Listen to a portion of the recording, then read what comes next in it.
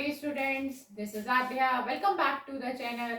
आज हम 7th class की एक्सरसाइज 2.2 का क्वेश्चन नंबर 8 ले रहे हैं और ये क्वेश्चन इस एक्सरसाइज का बहुत ही आखिरी क्वेश्चन है जिसको करते हुए हम इस पूरे कॉन्सेप्ट को समझ लेंगे। अब मैं क्वेश्चन रीड करूंगी, हालांकि मैंने वो क्वेश्चन बोर्ड पर लिख दिया है बट फिर भी मैं आपको रीड करके समझाऊंगी कि क्वेश्चन हमें क्या कह रहा है। Provide the number in the box. वो आपको कह रहा है कि आपको एक बॉक्स बना के दिया जा रहा है और आपको इस बॉक्स को भरना है, एक नंबर फिल करना है और वो नंबर इस तरह से फिल करना है सच दैट कि 2/3 को जब आप उस नंबर से मल्टीप्लाई करें तो आपका आंसर ये आना चाहिए। तो कंडीशन क्या है? फ्रैक्शन आपको डिसाइड करना है कि आपको क्या लेना है और आपको प्रोडक्ट पहले ही बता दिया गया है। फिर जब आपके पास प्रोडक्ट आ जाएगा तो सेकंड पार्ट में आपको बोला है कि आपको उसकी सिंपलेस्ट फॉर्म निकालनी है। तो पहले हम चेक करते हैं कि हम इसका नंबर क्या लेंगे जिसका इस 2/3 से प्रोडक्ट करने पर आपको ये रिजल्ट मिले। सबसे पहले आप न्यूमरेटर को देखिए, आपका 2/3 क्वेश्चन में दिया गया है, 2 इसका न्यूमरेटर है और आपको न्यूमरेटर अब चाहिए 10। तो आप 2 को किससे मल्टीप्लाई करेंगे कि आपका आंसर 10 आ जाए? तो आप लेंगे 5।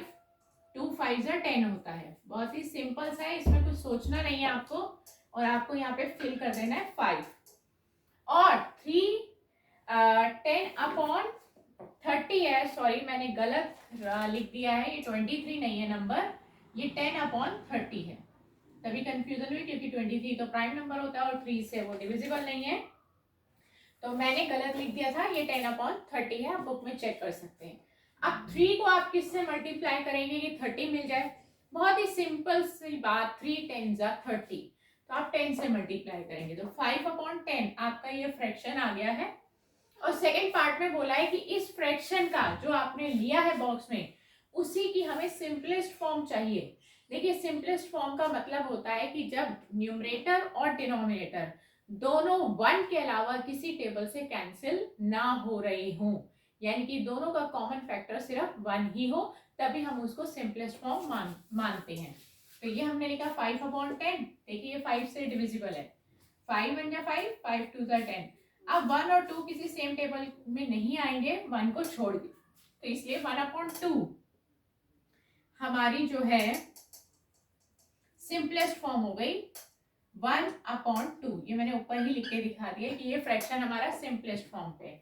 सेम ऐसा ही पार्ट आपको बी पार्ट में नजर आएगा। Provide the number in the box. Box में नंबर दीजिए, प्रोडक्ट आपको दे दिया है। 3 को आप किससे मल्टीप्लाई करें कि 24 मिल जाए? न्यूमरेटर को न्यूमरेटर से कंपैरिजन कीजिए, 3 8 24 होता है, तो 8 आपका न्यूमरेटर बन गया। आप डिसाइड करना है डिनोमिनेटर। 5 को किससे मल्टीप्लाई करिए कि आपको 75 मिल जाए। तो वैसे तो मैं आपको बहुत ही मेंटली है, 15 का अगर टेबल आता हो तो 15 5 75 होता है। इन केस अगर आपको दिक्कत हो मेंटली करने में तो आप 75 को 5 से डिवाइड करिए। देखिए जब आप 75 को 5 से डिवाइड करेंगे तो आपके पास क्या आएगा? 15 ही आएगा। देखिए पूरा डिविजिबल है और 15 आ गया, तो वैसे भी 15 5 75 होता है, तो यहाँ आ गया 8/15। अब वही सेकेंड पार्ट में सिंपलेस्ट फॉर्म मानिए जो आपका आंसर आ रहा है 8/15 की सिंपलेस्ट फॉर्म। देखिए 8 और 15 किसी भी सेम टेबल में नहीं आते 1 को छोड़कर। 8 और 15 आप चेक करिए, इन दोनों के बीच में कोई भी कॉमन टेबल नहीं है, इसलिए ये ऑलरेडी सिंपलेस्ट फॉर्म में है। तो आपको कंफ्यूज नहीं होना, जबरदस्ती उसको कैंसिल नहीं करना। आपको जानबूझ के बोला गया है कि आप इसको सिंपलेस्ट फॉर्म में दीजिए।